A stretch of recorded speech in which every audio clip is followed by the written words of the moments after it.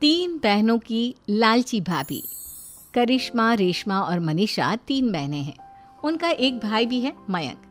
मयंक अपनी बहनों को बहुत प्यार करता है, लेकिन मयंक की पत्नी सविता इस मामले में मयंक से बिल्कुल ही अलग है। वो अपनी ननदों का जितना बुरा कर सकती है उतना बुरा करती ही रहती है और अपनी ननदों पर हुक्म भी चलाती है। करिश्मा, करिश्मा, तुमने अभी तक नाश्ता नहीं बनाया? तुम्हारे भैया को ऑफिस जाने में देर हो रही है। हाँ भाभी, बस अभी बनाती हूँ। करिश्मा, तुम ये ढीलापन छोड़ दो। कल को पराए घर जाना है। वहाँ अगर तुम इस तरह से काम करोगी तो लोग क्या कहेंगे कि माँ ने और भाभी ने कुछ सिखाया नहीं। और तुम्हारी दोनों बहनें कहाँ हैं? अब रेशमा मार्केट गई है और मनीषा सो रही है। क्या? सुबह के 8 बज रहे हैं और ये महारानी अभी भी सो रही है? ये कहते हुए सविता अपनी सास दुर्गा देवी के पास जाती है। माँ जी, देख रही हो अपनी बेटियों के तौर तरीके? क्या हुआ बहू, सुबह सुबह क्या कर दिया मेरी बेटियों ने? अरे एक तो अभी अभी उठकर किचन में गई है, दूसरी सुबह सुबह बाहर चली गई और तीसरी अभी तक सो रही है। क्या करूं मैं इन तीनों का? मैं तो परेशान हो गई हूँ। जा जाकर उठा उसे और रेशमा से मैं बात करती हूँ। सविता सीधा मनीषा के कमरे में जाती है और उससे कहती है, महारानी जल्दी उठो, सूरज सर पर आ गया है। भाभी थोड़ी देर और सोने दो ना, मैं रात को लेट सोई थी। वो क्या है ना, यूनिट टेस्ट चल रहे हैं। शराफत से उठती है या नहीं, या फिर पानी की भरी बाल्टी डालूं तेरे ऊपर? नहीं नहीं भाभी, मुझे बिस्तर में नहीं नहाना, उठती हूँ मैं। मनीषा जल्दी से उठकर बाथरूम में चली जाती है। सभी आराम से बैठकर नाश्ता कर रहे होते कि तभी रेशमा बाजार से हाथ में सामान लिए आ जाती है। रेशमा को देखते ही सविता उस पर बरस पड़ती है। लो, आ गई महारानी। ऐसा भी क्या सामान लाना था जो सुबह आंख मलते ही बाजार की तरफ रवाना हो गई? भाभी, कल आप ही तो चीख रही थी कि घर का सारा सामान मुझे ही लाना पड़ता है, घर में किसी को भी किसी काम से कोई लेना देना नहीं है। अब मैं बाजार जाकर सामान ले आई तो आपको इस बात से भी तकलीफ हो रही है? देख रही हो माँ जी, अपनी बेटी की जुबान कैंची से भी तेज चलती है। और मयंक, आप तो कुछ कहेंगे नहीं अपनी लाडली बहन को? रेशमा, अपनी भाभी से ऐसे बात नहीं करते। चलो माफी मांगो। भैया, मैं क्यों माफी मांगू? आप भाभी से बोलिए ना कि हम पर कम हुक्म चलाया करे। हम इस घर की बेटियां हैं और आपकी पत्नी की ननद है, नौकरानी नहीं। लो कर लो बात। इनकी भलाई के लिए कुछ भी बोलो तो इन्हें बुरा लग जाता है। इस घर में यही इज्जत है मेरी। देख लो माँ जी, आपकी बेटी किस लहजे में मुझसे बात कर रही है। सविता वहां से चली जाती है। मयंक को बहुत गुस्सा आता है, वो भी वहां से चला जाता है। फिर करिश्मा रेशमा को समझाती है, रेशमा, तुम्हें भाभी से माफी मांग लेनी चाहिए थी ना। लेकिन दीदी, मैंने कुछ किया ही नहीं, तो मैं माफी क्यों मांगू? हाँ करिश्मा दीदी, रेशमा दीदी जैसे ही घर में आई भाभी ही उन पर चिल्ला रही थी। हाँ, मैं मानती हूँ कि गलती भाभी की थी। मैं तो इसलिए बोल रही हूँ कि भाभी ने माँ को तो पूरी तरह अपने वश में कर लिया है। वो हमारी बात सुनती ही नहीं। मयंक भैया हमारे लिए हमेशा खड़े रहते हैं, इसलिए उनकी बात का मान तो तुम्हें रखना चाहिए था ना। कोई फायदा नहीं दीदी, कुछ दिनों की बात और है, भाभी उन्हें भी हमारे खिलाफ भड़का देंगी। फिर वो भी माँ की तरह हमारी किसी बात का विश्वास नहीं करेंगे।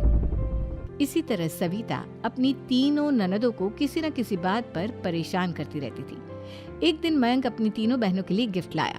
करिश्मा, ये तुम्हारे लिए हार का सेट। रेशमा, तुम्हारे लिए सुंदर सी ड्रेस।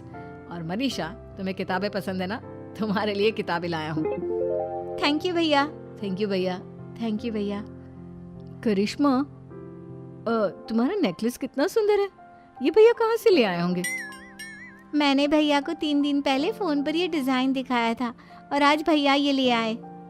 सविता तो अपनी ननदों के गिफ्ट्स देखकर जल गई और करिश्मा का नेकलेस तो उसे भी बहुत पसंद आया था।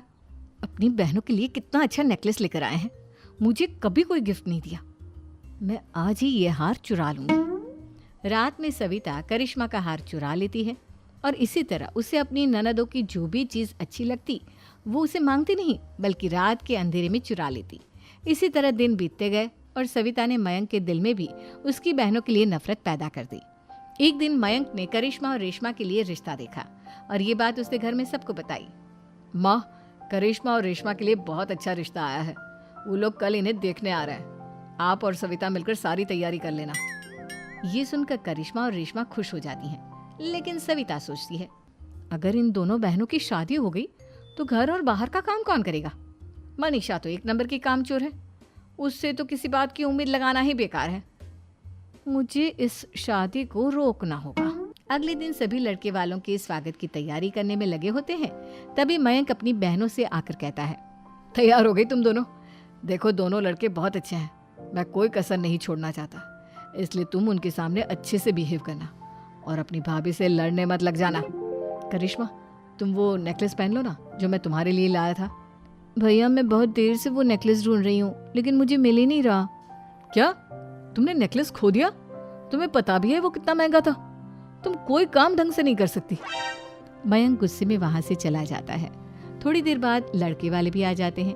वो दोनों बहनों को पसंद कर लेते हैं और रिश्ता पक्का हो जाता है। लेकिन सविता के दिमाग में तो कुछ और ही खिचड़ी पक रही थी।